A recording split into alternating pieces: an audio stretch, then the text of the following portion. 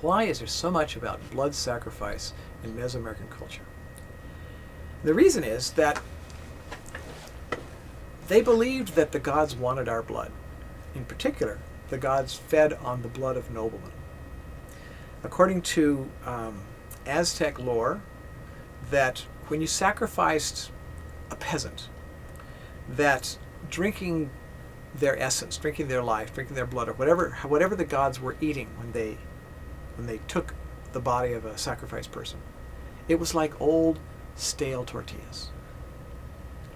And if a nobleman or noblewoman was sacrificed, then it was like fresh from the oven, warm and soft and delicious. They even used those words.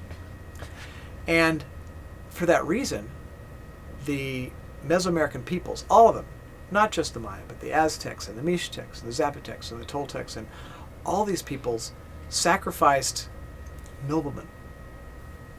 Problem is, of course, their noblemen are in short supply. The Aztecs actually had a kingdom within their kingdom, the Tlaxcalans, whom they kept as a sacrifice farm. They described it as going to market, when they would send an army in to collect noble victims who then would be sacrificed. The people themselves, the Aztecs, also believed that they should donate their noble children.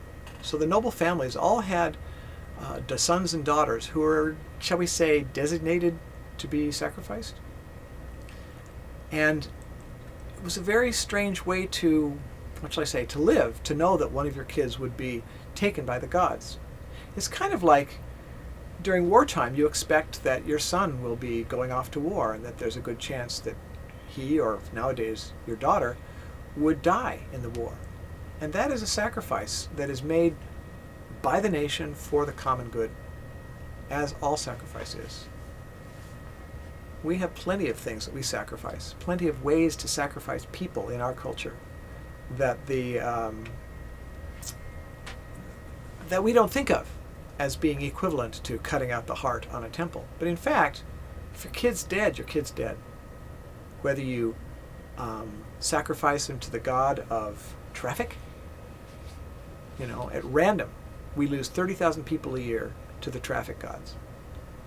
They're killed for our convenience. The only way to stop that 30,000 people from dying is to stop using cars. That's easy. Our children or our cars? You'd think it would be an easy choice, but no, people would rather take the chance that their family is going to die in a car crash than not ever drive a car. And in the same sense, we send our sons off to war, and we allow a certain number of them, we tolerate a certain number of them being killed because it makes life better for all of us. It's always a noble death when your son dies in war. And the same thing is true of Mesoamerican sacrifice. And I think the Maya had a particularly fair way of sacrificing people, because they figured out that the gods didn't just want people to be killed. The gods really were fed by blood. And so you can take blood without killing somebody.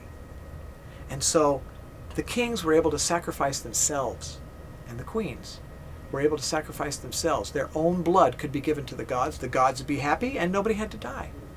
And I think it's extremely fair that the noble people were expected to make this sacrifice, instead of just going out and picking some peasant to die or to bleed in their place. I think it's important that the sons of senators and the sons of presidents should be in the army that the presidents and the senators are sending to war, because that is a real sacrifice worth doing. If it's worth doing, then they should send their own sons. And if you want to feed the gods blood, they should give their own blood.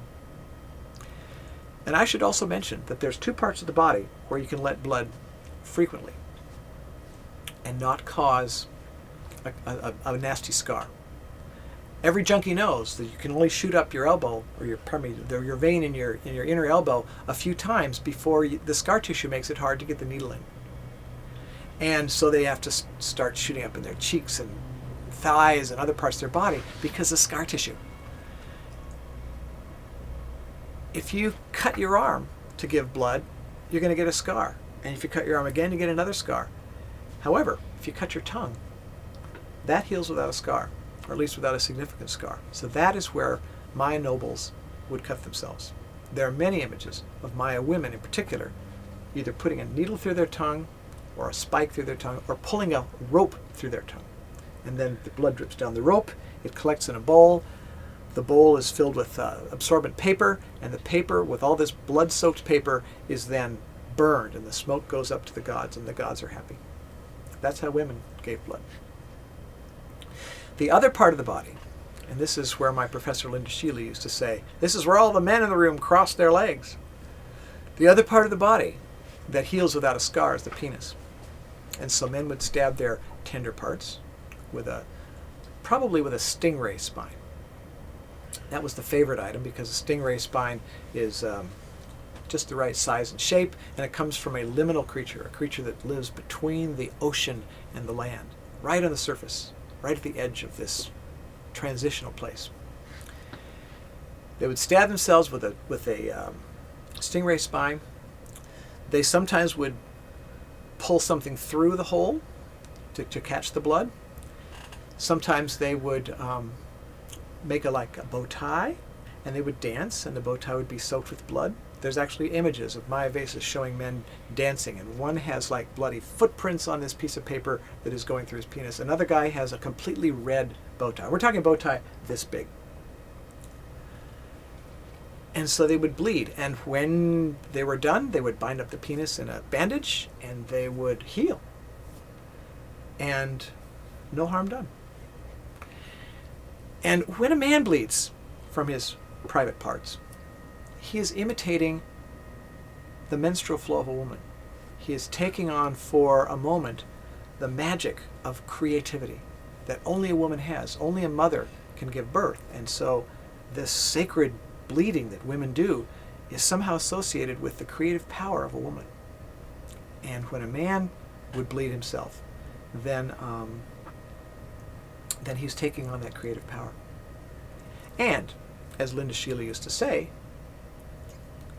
if every time we had to go to war, the president had to make a blood sacrifice on the steps of the Capitol, had to drop his pants and prick his dick, as she used to say, we probably wouldn't be in Vietnam. We probably wouldn't be in Iraq.